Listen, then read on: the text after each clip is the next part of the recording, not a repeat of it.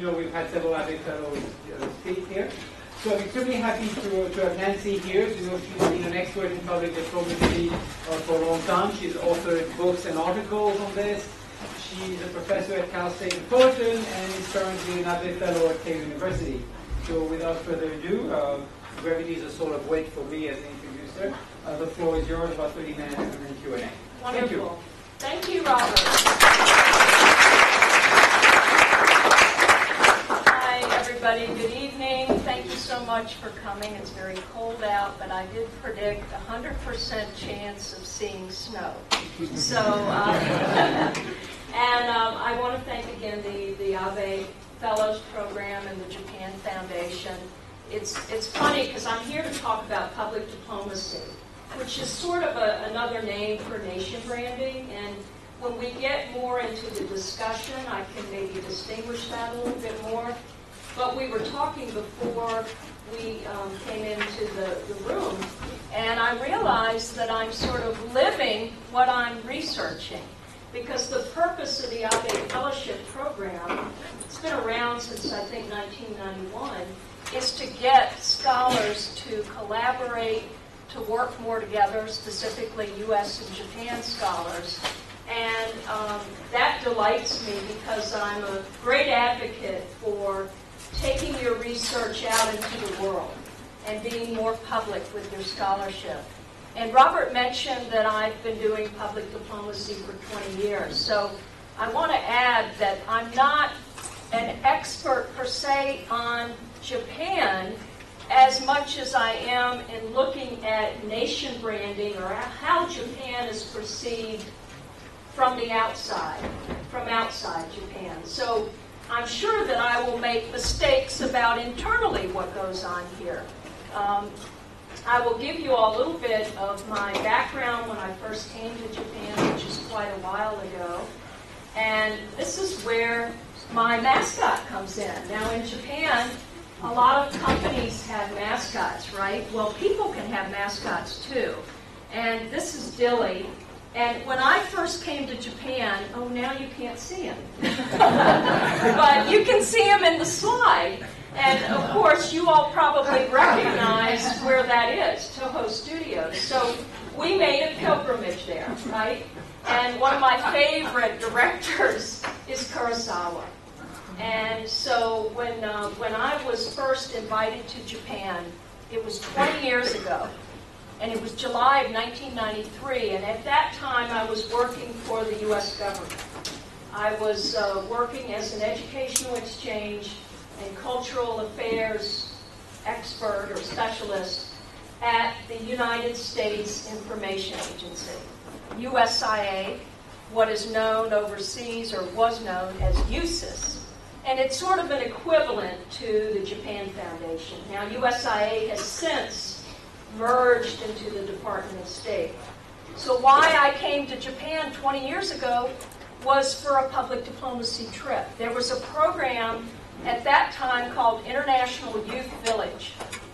And so I was a lot younger then, right? Because youth was defined as 35 and under.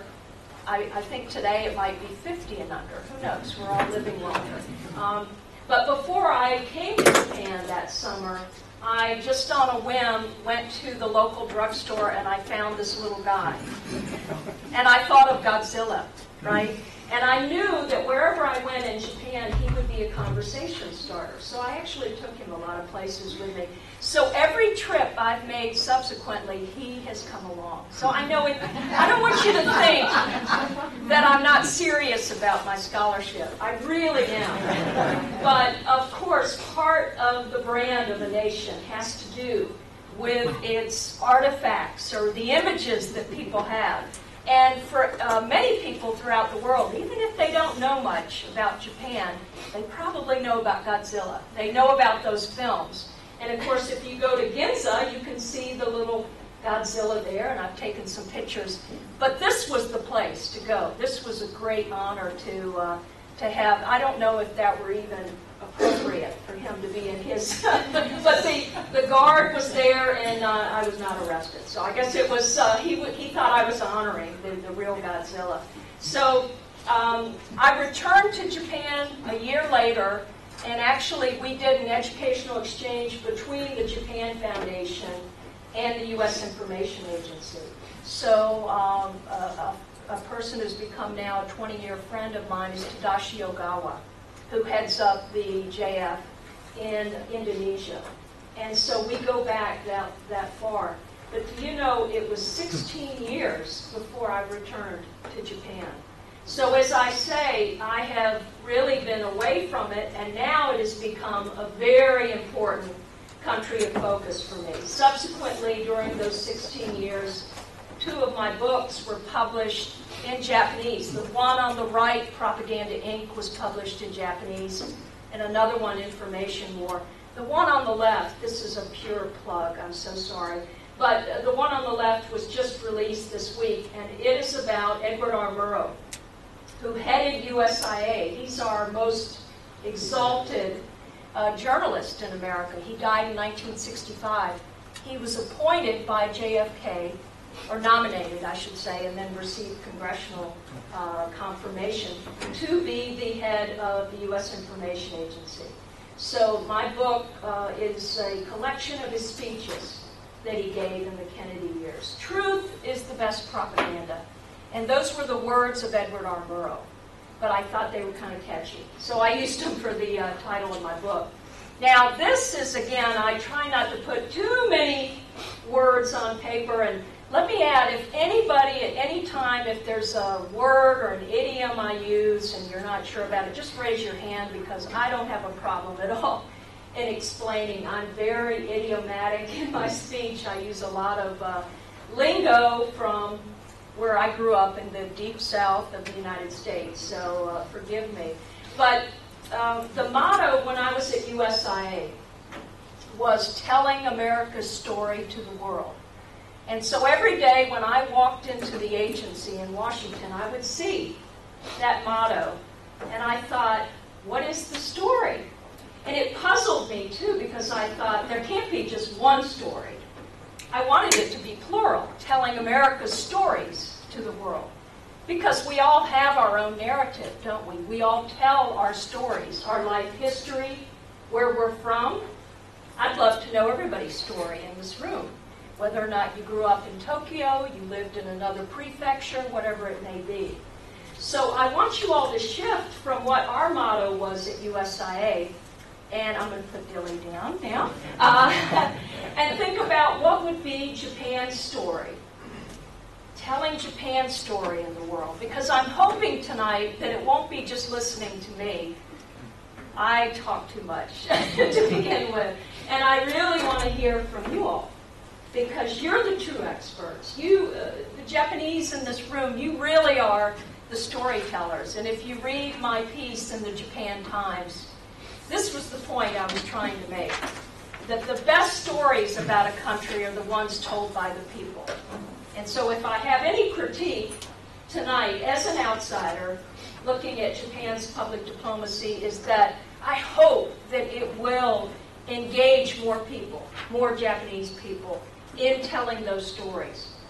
So in how we tell our stories, let me reference Joseph Nye, because any of us who study nation branding or soft power or public diplomacy, we always refer to Joseph Nye, who is the Dean Emeritus of the Kennedy School of Government. He coined the term soft power. And he said that a country's soft power has to do with basically 3 arenas. Its culture, its policies, and its values. So, of course, we can talk about Japanese culture, we can examine policies, and they all sort of impact each other.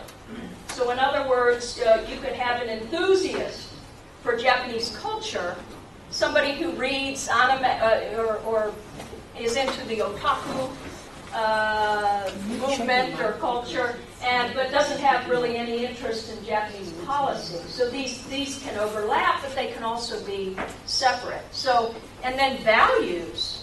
What Joe Nye said about values is that a country has to really know its values and be aware of whether or not those values travel well. those virtues. So I can tell you some ideas of what people outside of Japan have to say about Japanese values. People who've been here, but also some who haven't been here. So again, think about, if I were to say, put somebody on the spot, which I might do later, I don't know. If I were to say, if you had to capture Japan in one word or image, what might it be? And I've done this actually in the classroom, but it was about American culture. This was at Sophia University, and I was a Fulbright professor there in 2012. And I walked into my American culture class, and I asked my students on the first day to tell me what pops into their head. Some of them had been to America, so I really wanted to hear more from those who hadn't, who were exposed more to strictly media. And what do you suppose was the most prominent image, symbol of the United States in their minds? Over and over, they actually wrote down or even drew pictures. What do you think it was that was just at the forefront? It wasn't, I'll tell you right now, it wasn't a value. And it wasn't a policy. Maybe related to a policy. It was certainly a cultural symbol. Come on, it's everywhere. It's even here. McDonald's. That's no surprise, is it? So as I said, if it related to policy, it might be, gee, Americans, as we got into the discussion, they said, Americans like to eat a lot, and we like to eat a lot of fast food, junk food. And I said to them, you got anything more than that? You know, that's a good start. I understand where you're coming from. But there, you know, immediately I was able to then frame it in terms of stereotypes. You know, all Americans must eat at McDonald's. And I said, not true. I'm sure a lot do, but I see Japanese eating at McDonald's here, so there is some attraction.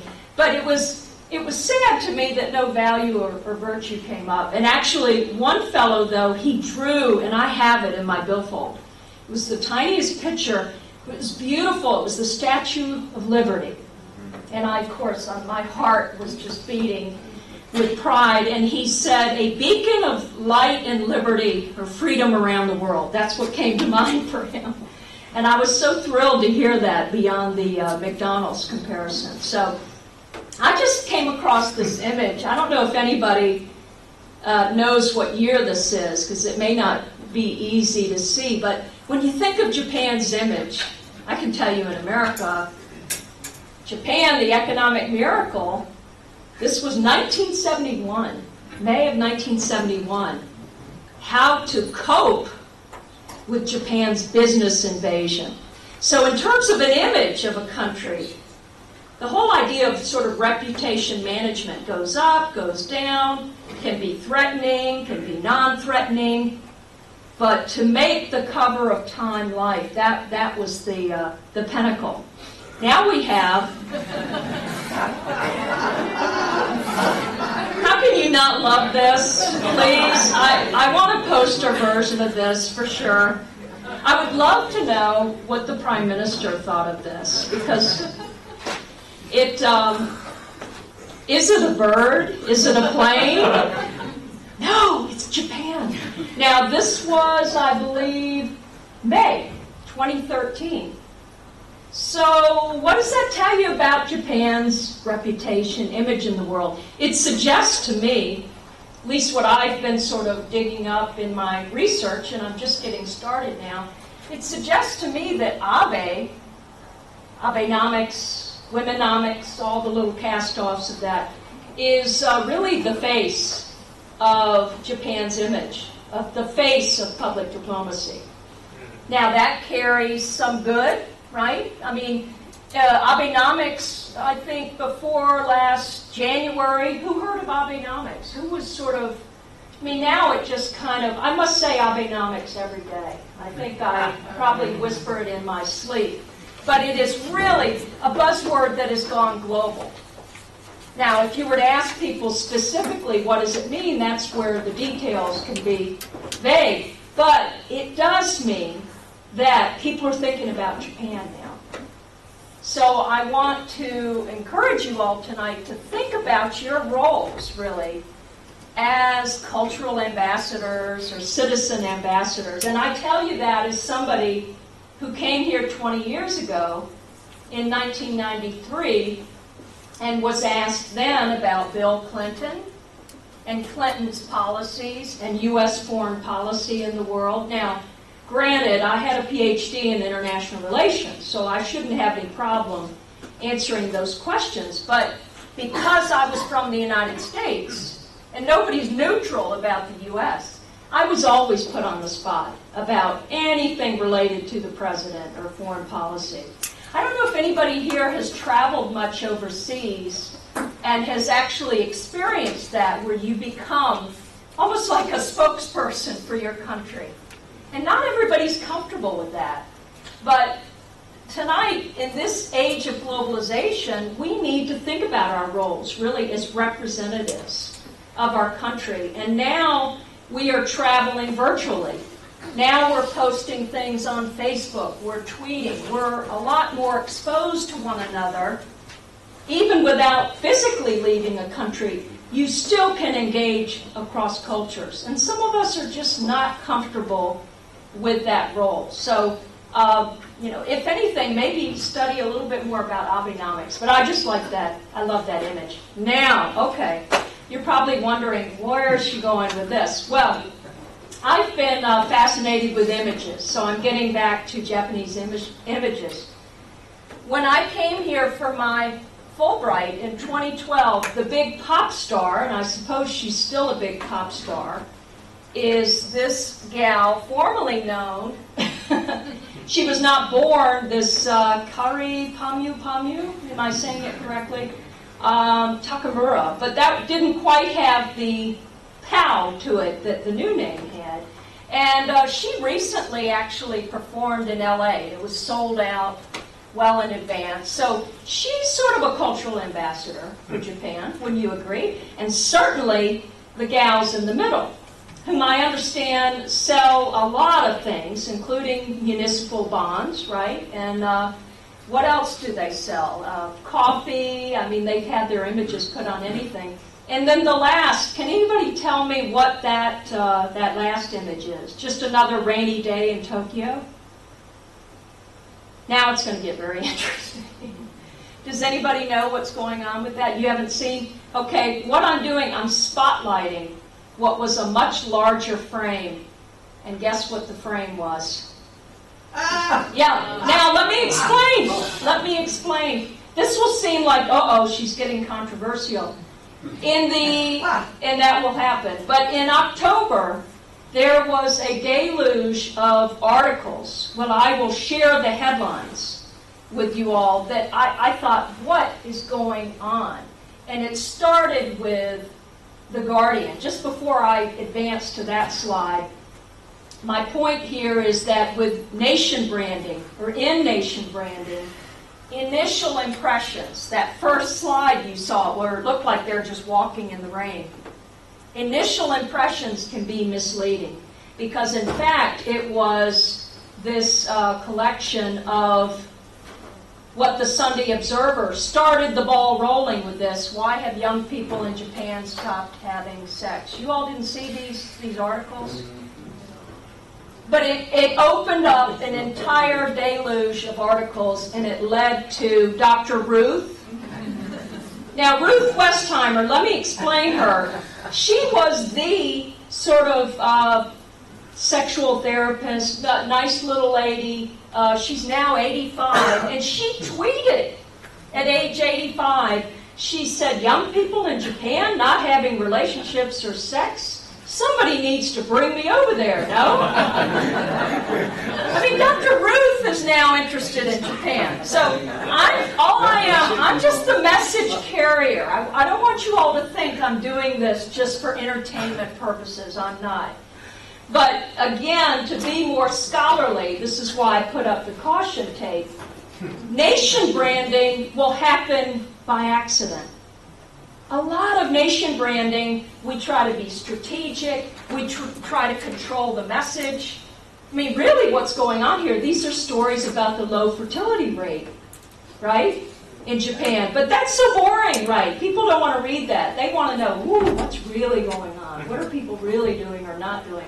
So nation branding will perpetuate stereotypes. It will often do that. And it will perpetuate those stereotypes if you don't take a certain responsibility for correcting those stereotypes.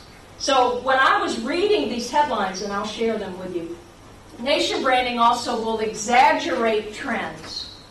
So the trend in Japan accurately may be a decline, perhaps in coupling, and you'll see that in my Cool Japan piece.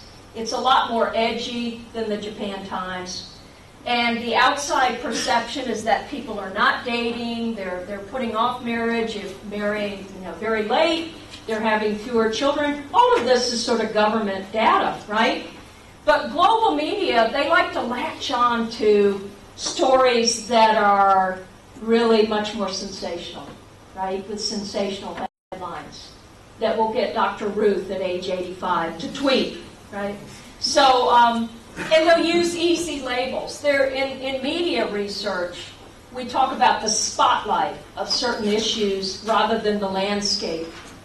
The landscape gives you a much more accurate picture.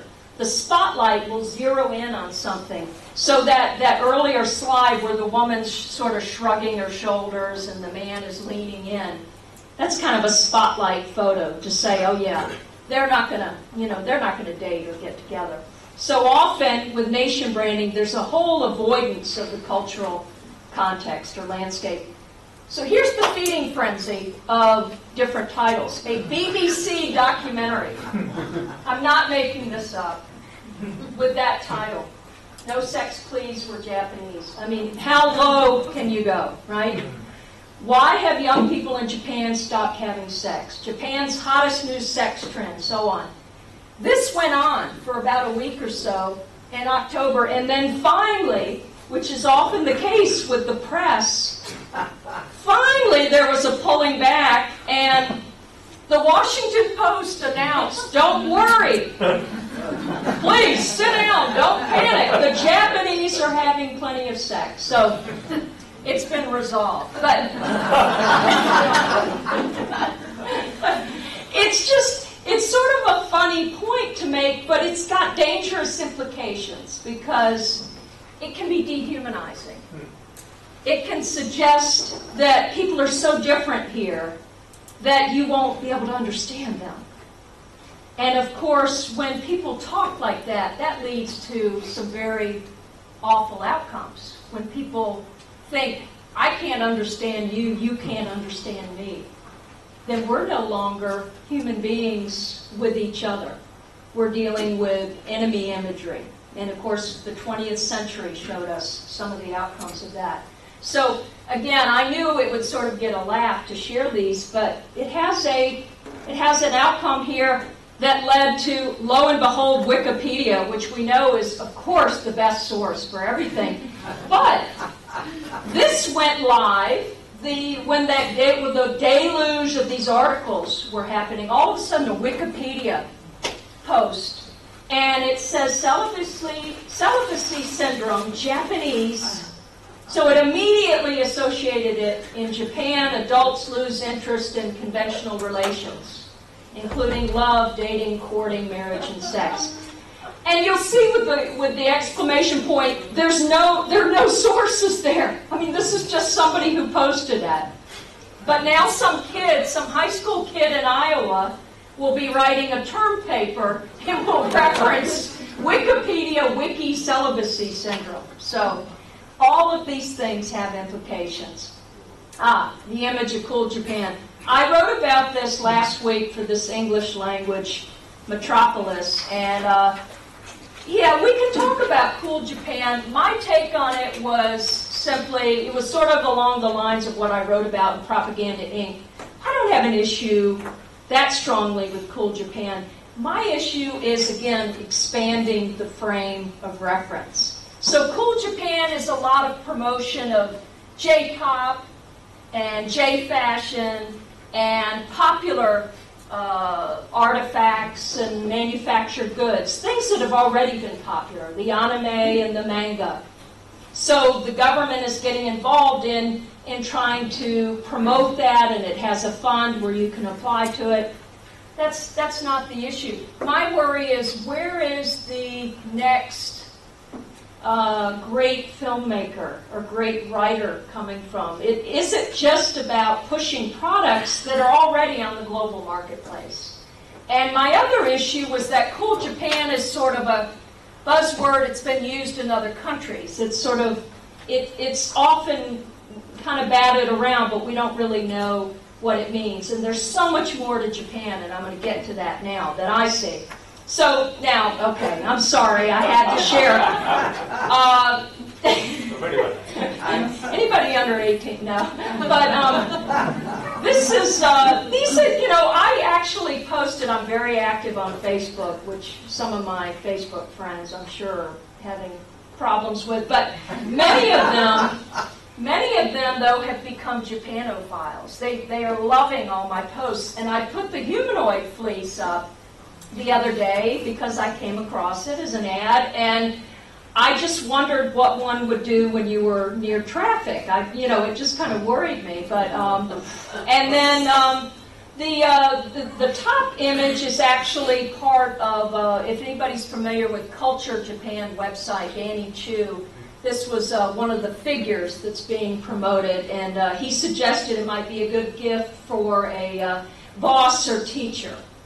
So, now I'm just using his words off the website. And then Fukupi, is that how we say that? I wasn't sure. But he is the mascot for Fukushima Industries in Osaka, right? The appliance store, yeah.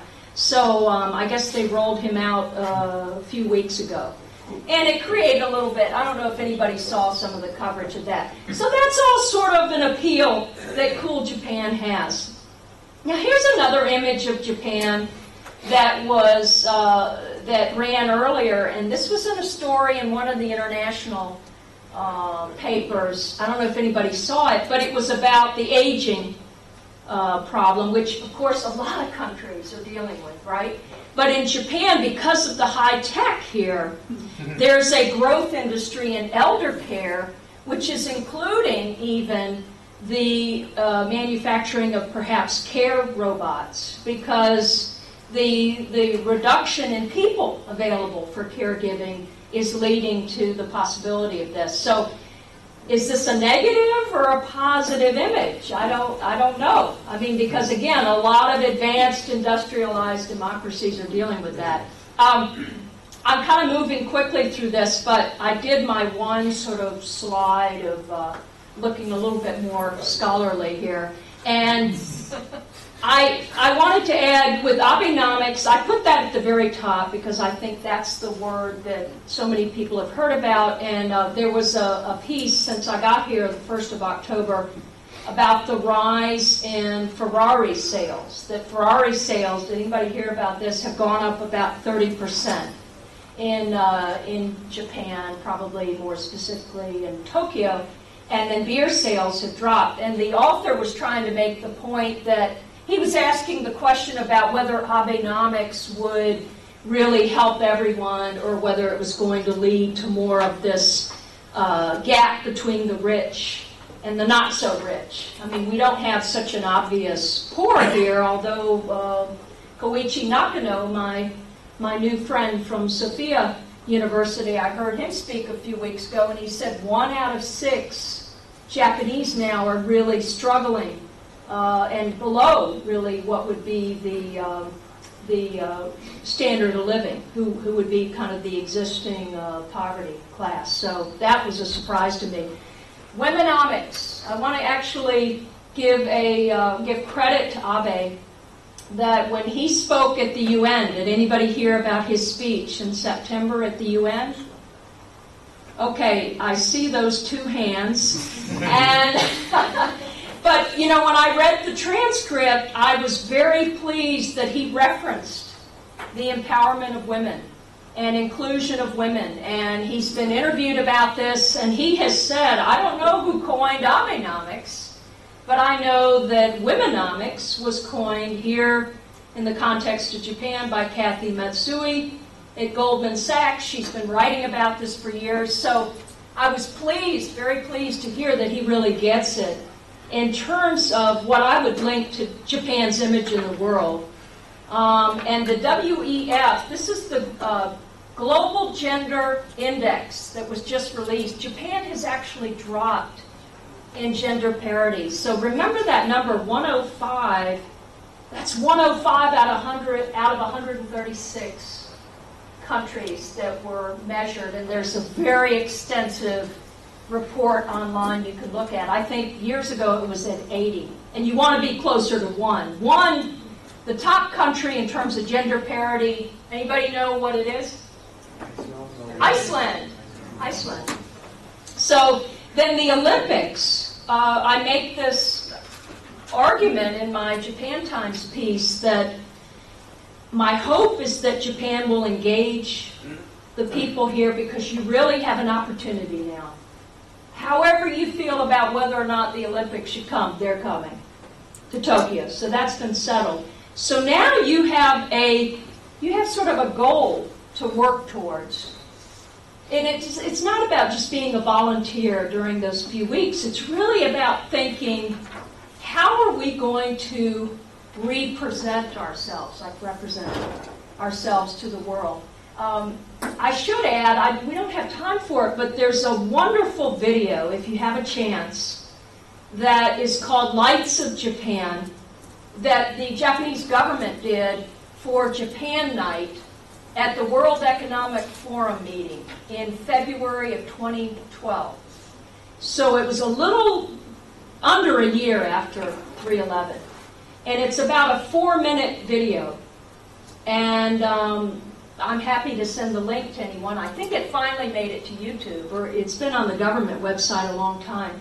It's very, very moving, because it gives this narrative of the aftermath, the destruction, but the theme with Lights of Japan, and they use Nobu Shuji, the pianist, the young man who won the International Van Cliburn competition. They use that symbolically to show Japan can now be a beacon of resilience to the world, of a country coming out of a disaster like that and rebuilding, and actually having the opportunity someday maybe that Fukushima would be the future prefecture model for the world. Because right now Fukushima is such a centerpiece for many critics of Japan. They just can't talk about anything else. And so when in nation branding, you want to get people away from talking about something that's so negative, so you turn it into a positive. So I really hope there will be some redevelopment there, and I think the government is talking about that.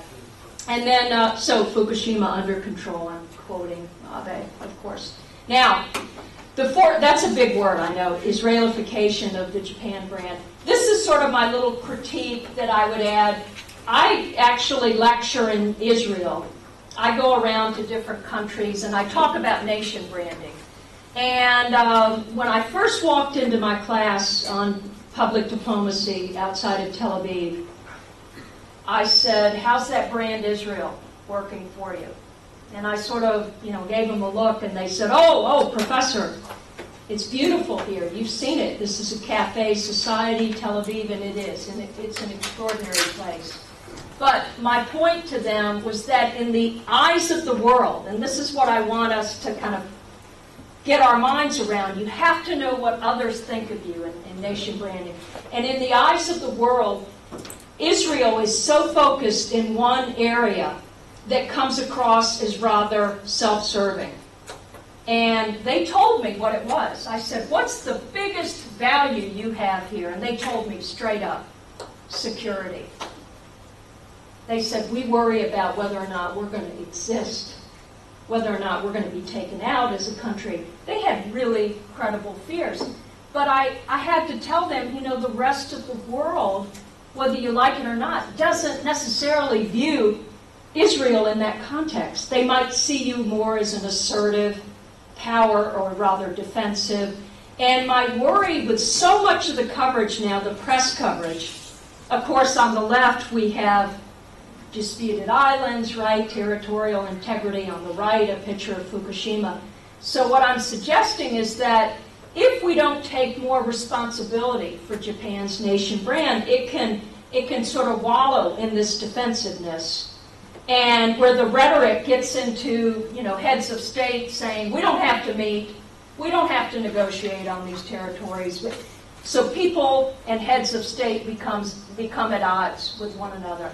So words matter, and also other perceptions of you really matter. And I'm going to go a lot faster now because Japan's public diplomacy is really playing catch up. And now this data that I'm sharing with you is fresh from the Ministry of Foreign Affairs because I've been meeting with several officials there over the last few weeks. This is what they told me. There has been, in a 2013 BBC World Service poll, the positive influence that Japan is measured in, it dropped by 7 points. And a lot of the negatives have been driven by very high negatives in the region from China and South Korea. This is not any breaking news. When you add to that a diminishing number of foreign correspondents. Now, why do foreign correspondents matter? They tell your stories for you. And they tell your stories more often than not. They tell it, many of them, of course, in the English press and the internet, which is predominantly English. And no, Beijing, I taught public diplomacy at Tsinghua University in 2007. Beijing's the hot place now, right? And it's a much bigger country. I mean, Beijing, China, China is a much bigger country. So it would make sense that the numbers are going to be higher there. But the foreign correspondent presence here was much higher at one time. I think, too, with public diplomacy, there's a much greater need to foster the Japanophiles. And I told a MOFA official last week, I said, let me just tell you as a comparative measure, when I went to China and I was there for one semester on a sabbatical, I was utilized on a weekly basis. I was sent out to talk to a lot of groups. And I did it very happily. But I'm not really being utilized here. And maybe that's your way, maybe that's a cultural difference. But it certainly gave an advantage to the Chinese to utilize the foreign visitors to their country. So I'm talking about journalists visiting foreign faculty. They really did tap into us as a source of knowledge for them and giving them a sense of what's the world think of us in terms of public opinion. And so I'm going to move along a little bit. You also need to expand and name, perhaps, the culture brand. So if you look at these numbers, again, provided by MOFA, China has these Confucius Institutes, which are language and culture promotion. They are now expecting to increase those up to 1,500 throughout the world by 2020, same year as the Olympics. Korea also has its own cultural institutes. And that number is expected to go up. Japan Foundation and the Japan Cultural Centers, you can see the numbers there. And so then you add the fact that the overall budget, and again, this was provided to me, has dropped by 1/3 in 10 years. This is more about, I don't know, it was just pretty pictures. No. No, there really was a point to it. You all have heard about UNESCO. Is probably next month going to name the Japanese traditional cuisine, washoku? How did I do? A cultural heritage, sort of giving you the kind of uplift that is well-deserved here for, of course, high-quality taste, beautiful presentation, sophistication. It's a real win. It's definitely... How do you reach people? You often reach them through their stomachs, don't you? I mean, it's a great sort of entryway into Japan. So that's a great thing. Second thing, I'm trying to end on a high note here. Global branding omotenashi. Well, Andrew Tuck, who is a pretty influential fellow who founded a wonderful magazine, I'm just familiar with it online, called Monocle. And he was here recently in Japan, Kyoto specifically, and he wrote this piece like a little blog, but I pulled the quotes out, and he said, having good manners shouldn't be difficult, but a country as well behaved as Japan has turned being nice into an art. And I just thought that was wonderful. And he said, and if I was in charge of marketing for Japan, I'd be bottling it and selling it. Being nice is nice. And I tell you, I couldn't agree with him anymore. Last point, because I see him coming. Robert's coming, aren't you? Obviously, I'm at KO, so I have to quote Fukuzawa. And I was reading some of his work. I love to read the great minds, and Benjamin Franklin, Fukuzawa. And he said, it's said that heaven does not create one man above or below another man. Any existing distinction between the wise and the stupid, between the rich and the poor, comes down to a matter of education. And he also said, the world is large. I love that.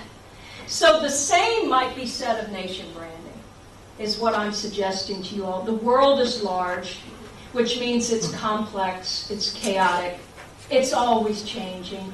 Public opinion is always changing, always in flux. But building up a good nation brand, public diplomacy, in my view, begins with education. Before you can really, proverbially speaking, change hearts and minds, you really have to educate people. And especially goal-driven education. And that's where, again, my hope is that some of the people in this room will get more engaged on this issue, maybe some of the university representatives and certainly the journalists. So that's my last slide.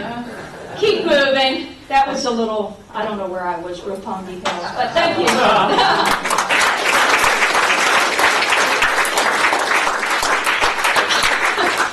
Thank you.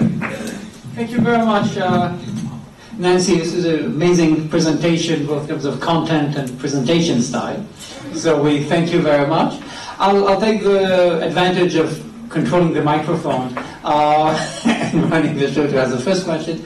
What is striking when you think of Japanese attitudes towards the outside world, seems to me, is also how, to some extent, Japanese seem to be over-concerned and to value things which most of the rest of the world realize is fairly minor. For example, big thing with that UNESCO name Mount Fuji a World Heritage Site. It doesn't matter. I mean, frankly, a country of Japan's importance, normally, if say Buckingham Palace were deemed a UNESCO World Heritage Site, would people in the UK care? No, they know it's important, and so, well, no, if UNESCO has realized it, thank you, we're happy, but no, we knew it before. And in Japan, there seems to be this, at the same time, this amazing concern about how the others are looking at us. At the same time, as you pointed out, in terms of public diplomacy regarding territorial disputes and the history issue, an amazing ability to play Russian roulette, but in a way that guarantees winning. In other words, you put 6 bullets in the barrel, in the revolver. So that was kind of a question/comment. If you want to say a few words, and then we'll open it for discussions. And we have, you have the mics, right? Okay, good. Well, here's the thing, Robert. You weren't directing that at me because you said the Japanese, so I would rather. As an analyst. Okay. As a professor. But as I said at the top, I would love to hear from you all. And coming from a country like the United States, we have a need to be liked, a very strong need to be liked. And I think with Japan, at least in talking to my Japanese counterparts and friends here, it does often center on pride over culture. That, I mean, Watanabe Yasushi has written about this, soft power, superpower, and a lot of it has to do with being a culture superpower. Would anybody disagree with that? So I think that's why maybe Mount Fuji and the Washoku is important, because it's all part of that rubric of culture matters. And it gets back to Andrew Tuck's comment about service. I just did a little video, a little Skype chat with my class at Cal State Fullerton. I would normally be teaching global media.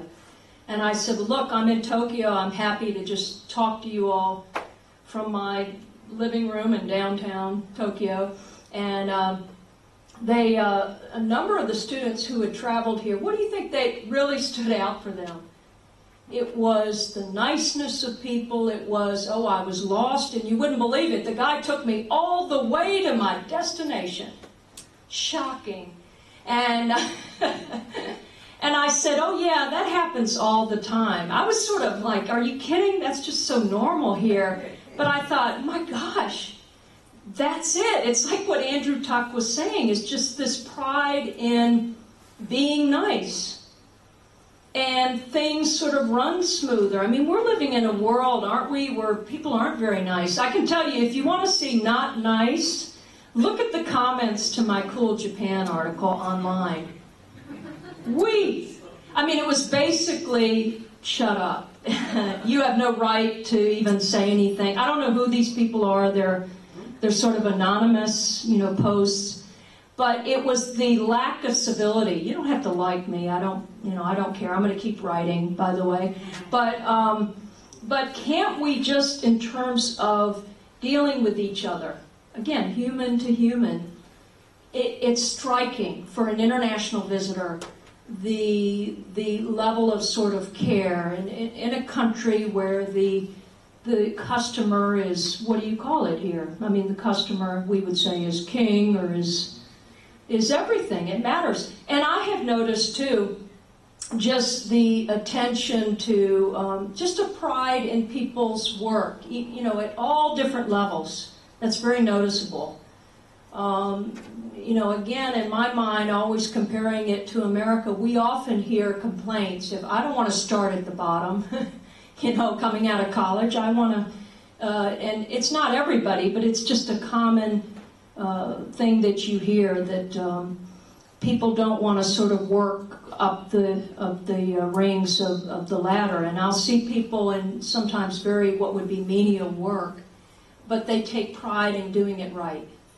So again, how do you bottle that? But it is all part of that nation brand. But the difference is that people have to come here and see it. And that's why I was so put off by the BBC documentary. Because actually, if you look at it on YouTube, I think she says at the very beginning, and I'll do my British accent, she said, I'm in Japan, which is like no other place on the planet. And I thought, what? Do I want to go there? I mean, what does that mean? Will I be comfortable there? I mean, it was just so off-putting. But of course, it made me want to keep watching, naturally. So I'd love to hear from somebody else on that. So, question time has started. So raise your hand and the microphones will be distributed. Oh, good. I don't have to go around with my mic. Like, a talk show in America. It's not like, remember Dr. Phil? It's not like being a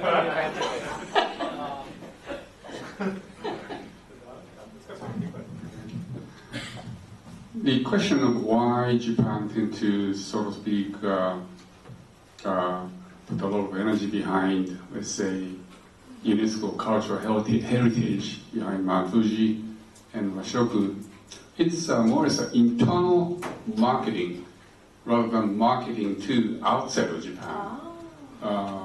The reason why Washoku was, enlisted as a candidate for UNESCO heritage was that one of the head of the college, Japanese college, he worked with the chef of the Kyoto Japanese restaurant. The rationale was that the culture of eating Japanese food is getting down in Japan. And he felt that it was necessary to regain, so to speak, the importance of washoku within Japan. And he felt it was a good idea to put this in a UNESCO World of Heritage to boost within Japan, not outside Japan. Right. Mount Fuji, again, I think is more as a domestic marketing activity rather than selling the greatness of climbing Mount Fuji to foreigners. But you are making a good point again with public diplomacy, because I do think that again, in an age of global media and globalization, there is always a spillover effect. So in terms of marketing, yes, marketing internally, but then I know a lot of international tourists, what do we do with our Instagram? And, you know, we love to do these vanity photos, and you could have a little sign saying, oh, World Heritage Site, and it's kind of a little showing off thing. Hey, I've been to how many World Heritage Sites, and how many have you been to? So it can still work to your advantage, but you're giving me sort of the juicy insider story. So I love hearing that it was more of an internal marketing. But again, that's the thing that has, I think, a positive spillover effect. And public diplomacy, I've got 20 years of sort of thinking about this, so I should realize by now it begins internally. It begins with a campaign of what are your goals, and you have to figure that out. And back to one of the slides, I went through it very quickly, but about public opinion. Even though that fluctuates over time, it does give you a measure outside of, say, educational exchanges where there's a lot of self-reporting. You know, I went on a Fulbright, it changed my life. Well, it really did change my life, but you hear that all the time. So with the opinion polls, it gives you one measure. There are other measures, of course, but it does give you a tool, though, in planning, where do we want to focus our public diplomacy? And I think with Japan, it would make sense to get people engaged internally. So if Mount Fuji and Washiko can do that and get people thinking about, Japan's global identity, how am I related to that? That's a good thing, because I think it'll make your, this image projection, it'll just make it a smarter campaign. So it's really hard to do things just internally and they just stay internal, because again, it's we all do want to go to these places that have a special significance. How many UN sort of heritage sites are there in Kyoto? I mean, aren't there half a dozen or more? I mean, what's the exact number? You should know. I know, but you were. You think, but I mean, again, a lot of international visitors go to Kyoto for that reason. They want to go to these very significant cultural sites, those temples and such. Oh, okay. I've got a microphone, sorry. I just happened to be here for... to add about the World Heritage, at least in my experience, doing some promotion for Botswana, is that Japan is very well marketed with the World Heritage sites. I mean, you've got the programs on TV, you've got the DVDs that sell, you've got the magazine, the Focus and the A&A magazines. So isn't there something more than just the internal marketing? It seems like getting on that list of World Heritage sites is, culturally speaking, is something that's very important here in Japan. I wouldn't disagree at all. Did you have your hand up? Or? Sorry, I'm moving topics away from cultural heritage. You talked about your visits to the Ministry of Foreign Affairs, and my question is whether you mentioned this idea of Israelification of the Japan brand. Unfortunately, Ken just left, but I think this is a very, very strong point in your presentation, and it's very true that there is a big risk in the next years coming up, that we have on the one hand the positive drive towards more pride and pushing the Japanese culture, pushing the Japanese specifics, but there's always the risk that it turns into nationalism and that it is used by China and Korea against Japan. So I would be very interested whether the MOFA is aware of this risk and whether you talked about it.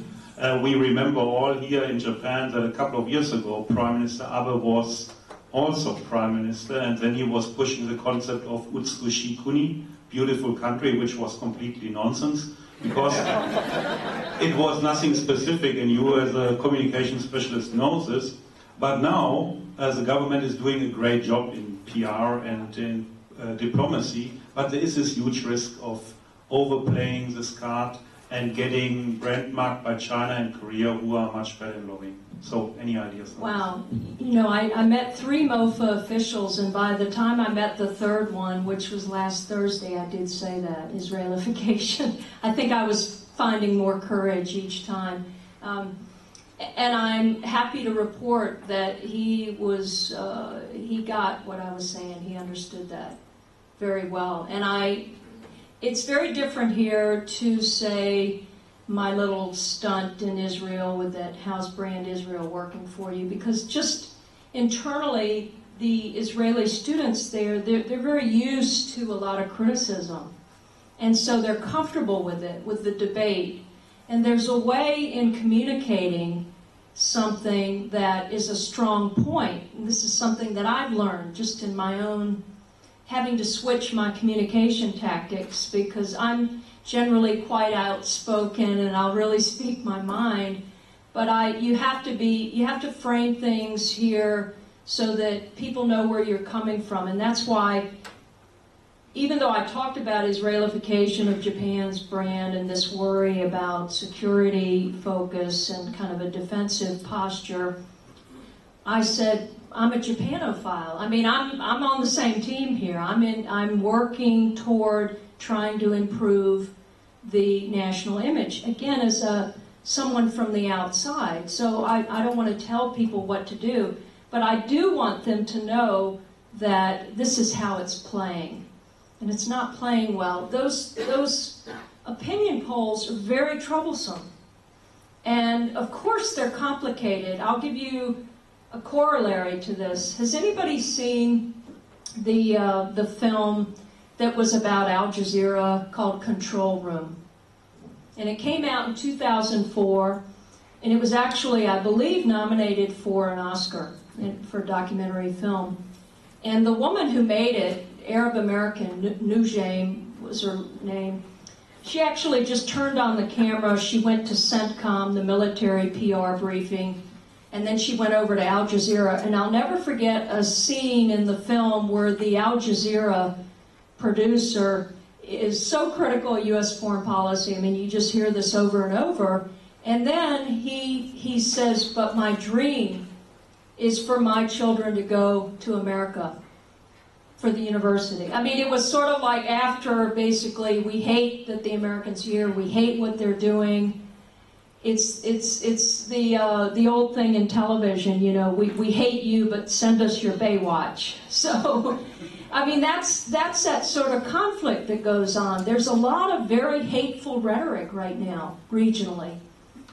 And to what extent are these really embedded hate values, or are they convenient sort of scapegoat hate values? Because, you know, it helps if you're trying to get certain policies, maybe that are unpopular in certain countries, if you don't want people to pay attention to that. Let's pick on Japan. There's your real problem. So this goes on since the beginning of time in international affairs. And so I'm always trying to kind of separate the convenient hate rhetoric from the really troublesome long-term hate rhetoric that can really impact national security, economics, and everything here, social cohesion.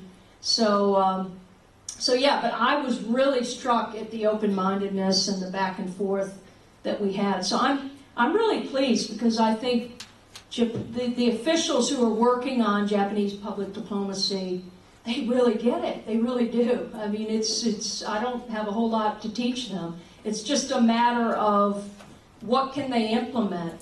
And again, they're operating on a pretty meager budget, because things like PR or public diplomacy, they're often sort of sidelined, sadly. I mean, they're often the first things that get cut.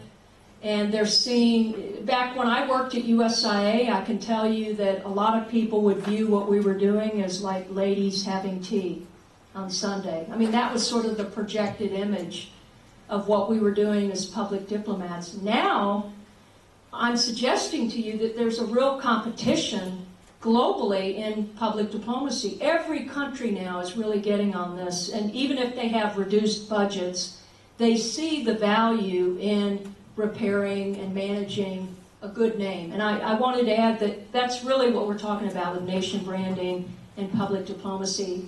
It's nothing more, nothing less than your good name.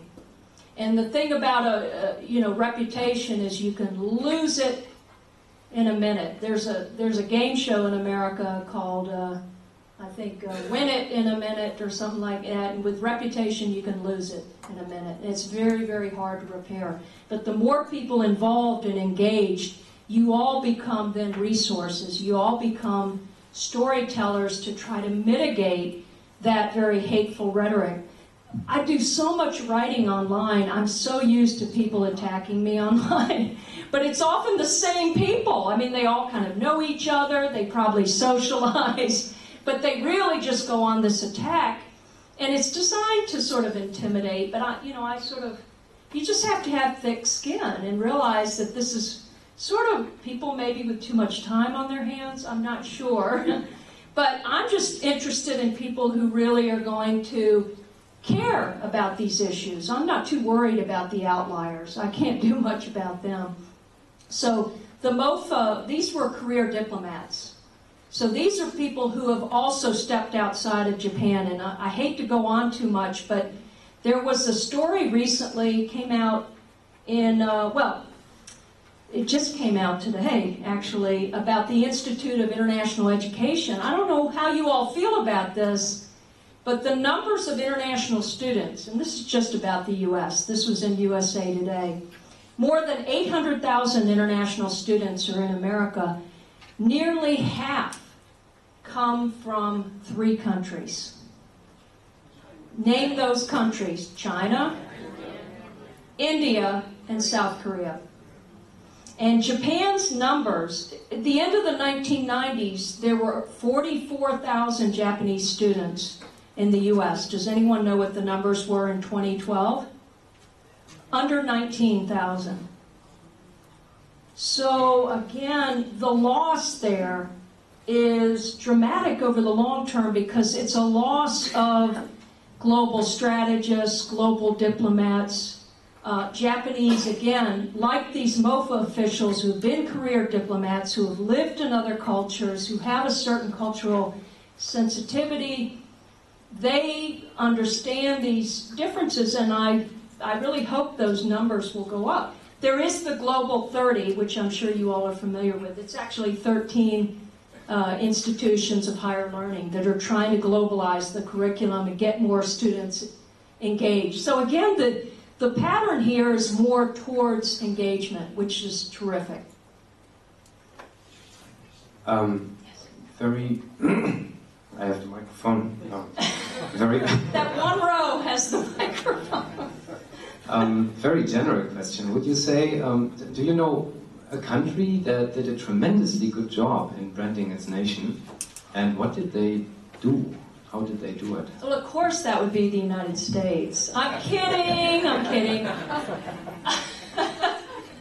No, Henry Hyde, who was in our Congress, he had a wonderful quote. This was actually after 9/11, and I would often reference it in my writing. And he said, "How is it the country that created Madison Avenue in Hollywood has such a hard time making a case for itself overseas?" Well, we had a tough case, didn't we? Because it was in the context of first Afghanistan and then Iraq, very unpopular wars. So what's a country that's done a particularly good job of branding itself?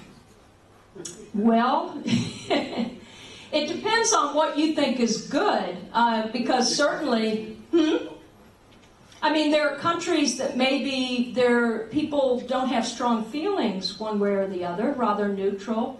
Canada, but I mean, Canada's involved in public diplomacy, but you don't hear, a lot of sort of disputes and things that go on there. So we tend to look more at the challenges, but and it will really, it'll change over time. I mean, certainly the American brand in the world has taken some hits lately, even post these conflicts of late. So that's a hard one to answer, really.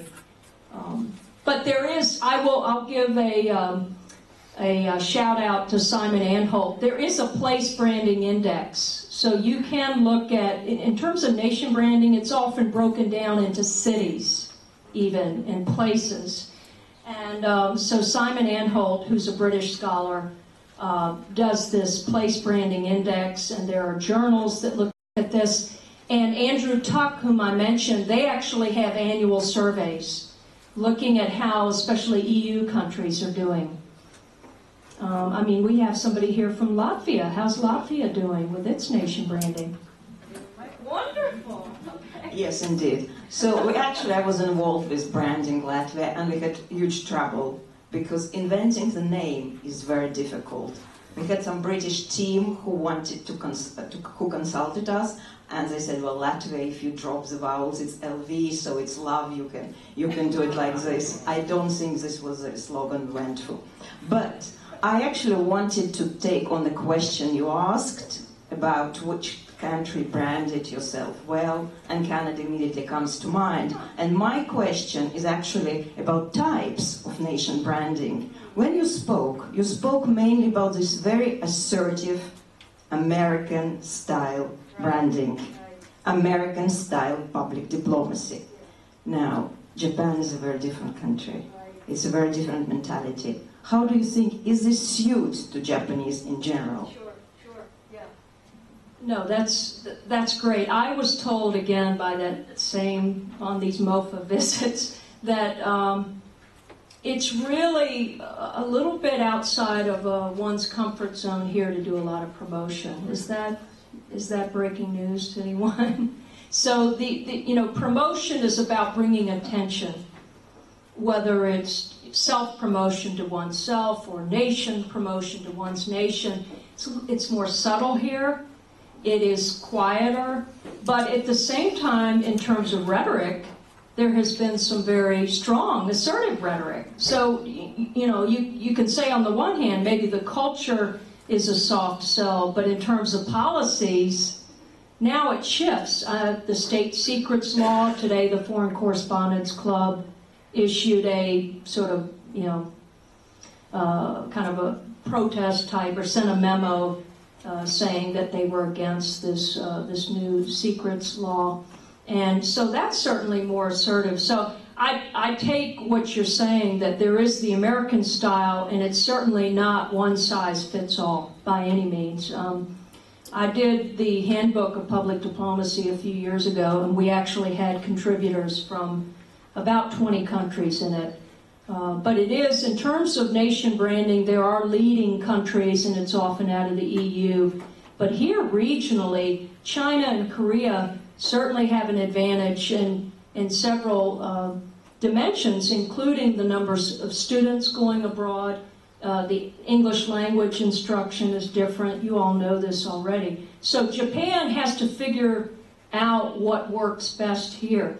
But the problem, though, is that if you're trying to brand yourself globally, then globalization is very fast-paced, and Cool Japan has been quite assertive in its own respect. So globalization has its own set of values that are more driven in that kind of the Western style. And that's where the critics come into globalization, saying it is just a Westernification of values as well. So your point is very well taken, that for some people it's an uncomfortable idea of this level of promotion. But I would argue, again, in the rhetoric, you're already sort of promoting more assertively, and that may be, part of the problem. So.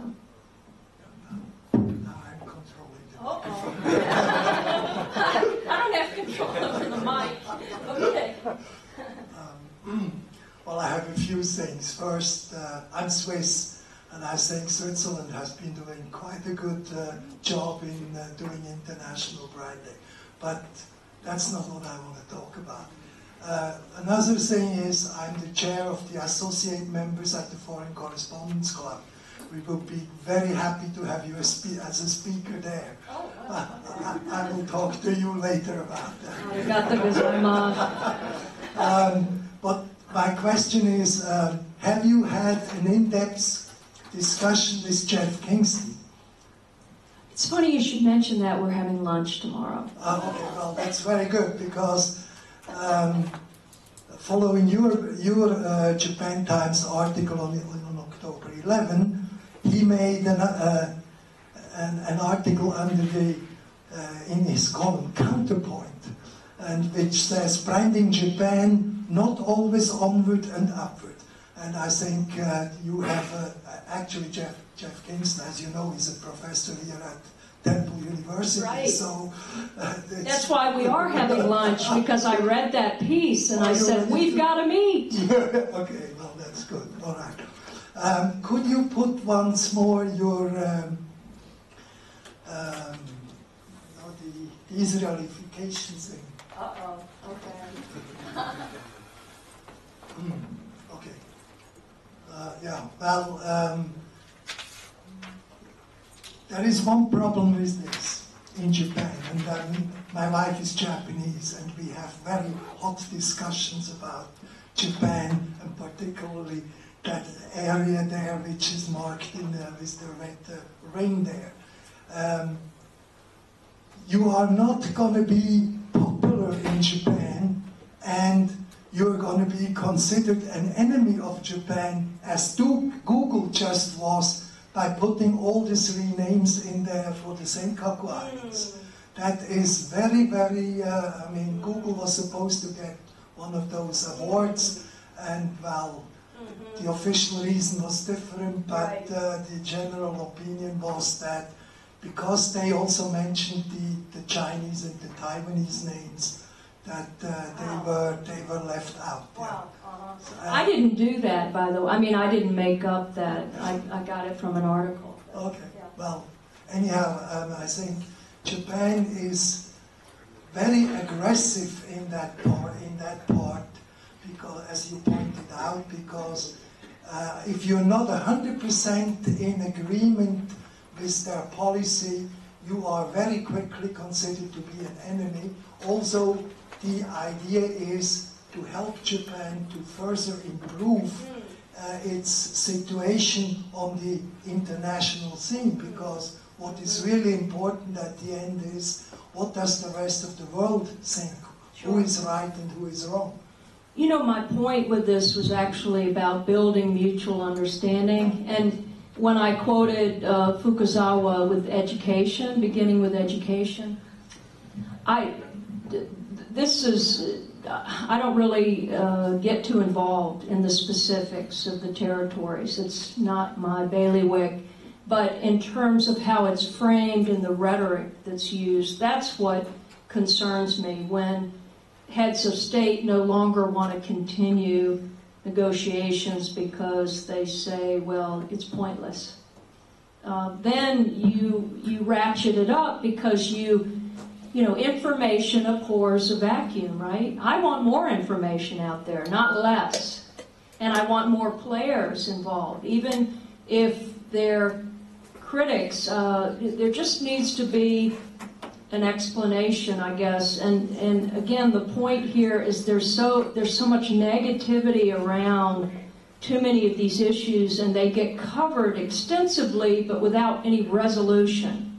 And from what I understand, some of the islands disputes, they go back, what, to the 50s?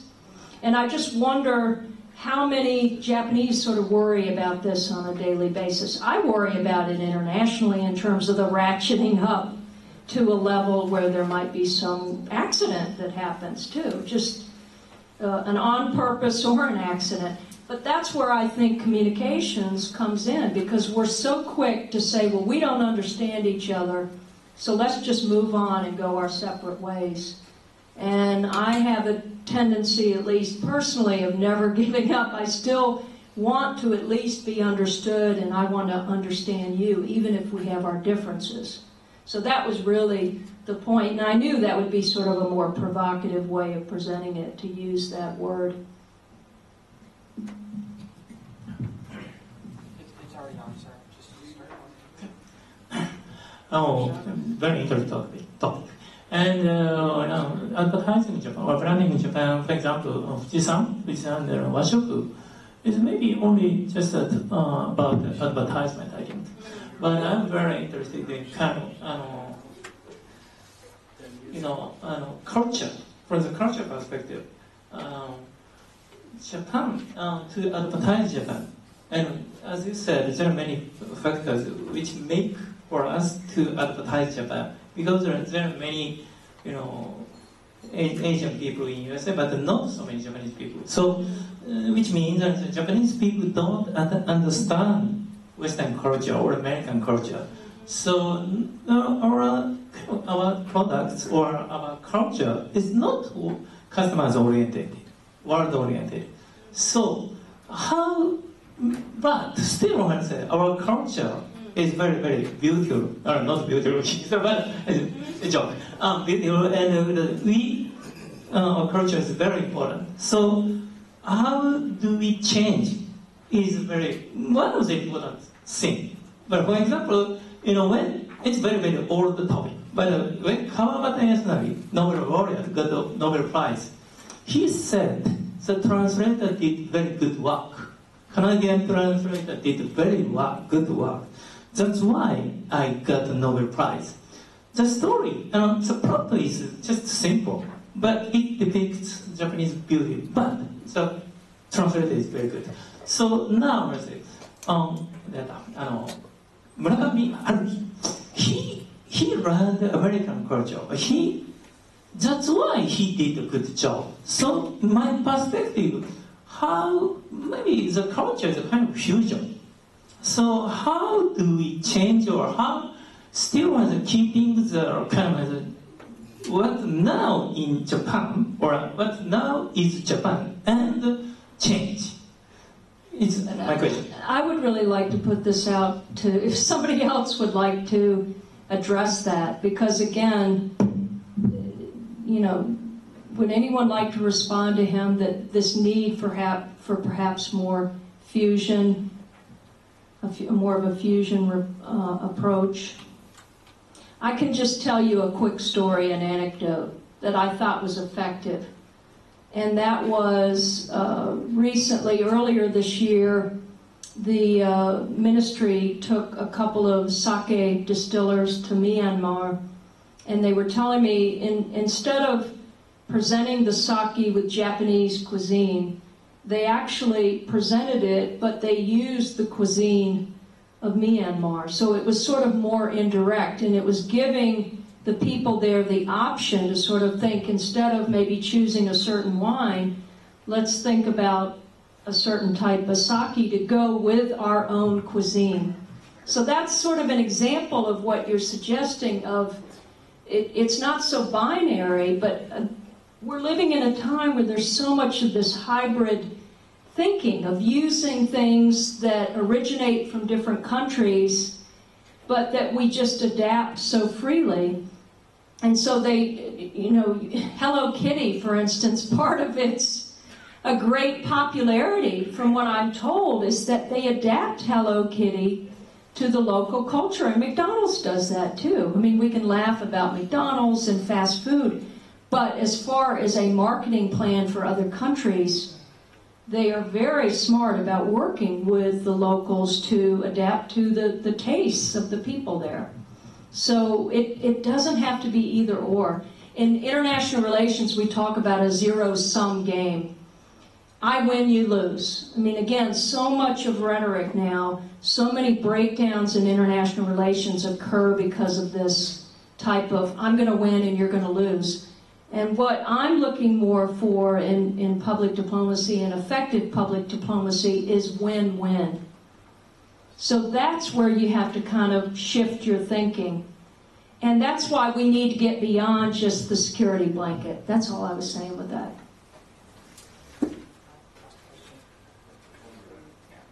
That's your last question. Thank you for your presentation. I think in the public diplomacy, like it includes the faith aspect of the branding as a nation in broad sense, and also on the policy specifics. And you have described the Japanese branding strategy more as an Israelization, but I was wondering, like, you are talking more on the nation brand side or the policy specific side? Having said that, how do you evaluate the Japanese branding as a nation, and where do you find the area for improvement? Right. That was actually what this slide was about. I think we got very focused on the other slide, but I was trying to use this slide that Japan needs to play some catch up, which it's very aware of, because my experience in China, which is now 5-6 years ago, was that they were really heavily involved in public diplomacy early on, pre-Olympics. And so when I was talking to the students at Tsinghua about public diplomacy, it really resonated with them. And so Japan was a little bit slower to get on board with this. And so what I'm showing here is that you have to begin, though, if we begin with education, you have to begin with what are others saying? What do they think of us? And that's why I gave the sort of quick case study about those stories about a sexless Japan, how sort of horrendous so many of them were. And it took a while for the press to make a correction, to say, well, maybe we were so quick to get on this media bandwagon. There's a concept known as kind of a press feeding frenzy. And so one story will get a lot of hits online, and then somebody else feeds off that story. And that's exactly what happened. So you have to have people engaged in the ministry, but also you can have people outside the ministry correcting those images. Public diplomacy is a very long process. It's a very murky, it's a very imprecise process. There is no arrow to use. There's really no just kind of quick fix here. You're not going to go away with that tonight. I wouldn't do that to you because that would be very insincere on my part. But what I am suggesting is you've got to get more people engaged. One, who agree that there is a need for Japan to have a more effective public diplomacy. First, we have to agree and reach some consensus on that. Maybe tonight you've decided, doesn't matter. That's okay. But I think it matters a lot because I care a lot about what happens here. Especially, if anybody spends any time with me, you'll know how much I care about women's empowerment. And that's why I love to hear Abe reference that. At least he's putting it in speeches now. Now let's put it into action. And one action out of that, I mean, I'm getting stories now about how difficult it is for women who want to continue to work, they want to raise a family too, how tough it is to even find daycare, nursery care, so that they can manage their lives. And I just went to a seminar Friday, Yoko Ishikura of Keio University. She does these wonderful symposia called Davos in Tokyo. And this one Friday was on life-work balance.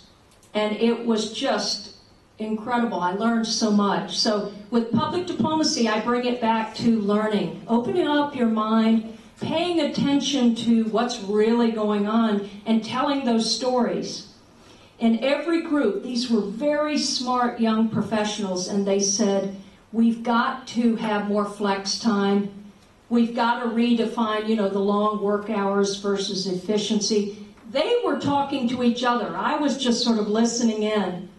And I was so pleased to see these future leaders in Japan really taking ownership for what's going to happen here. Because that's what good public diplomacy is. Take ownership of it. Traditional public diplomacy is just government to publics. And it might be a speech, it might be outreach, like what I did at USIA, which was at the very beginning of the internet taking off. Today, everybody's a public diplomat because of globalization. So 20 years since I worked at USIA, it's much more sort of a democratic process. It's not so much officials. When I was here on my Fulbright, I gave some talks about the Lady Gaga effect after 3/11, because she really did make a difference. She came over here very early on, Remember, she took she had the teacup, and just by that symbolic gesture of drinking, she signaled to the world it's safe to return to Japan. Because she's got, I think, more Twitter followers than Obama. I mean, you know, whether or not you like her or like her music, this is what's happening. It's not just Israelification, it's celebrityfication. It's people pay attention to certain leaders, and they're not necessarily government officials, and this is what government officials tell me. Good. Well, thank you. Yeah. Thank you. Thank you.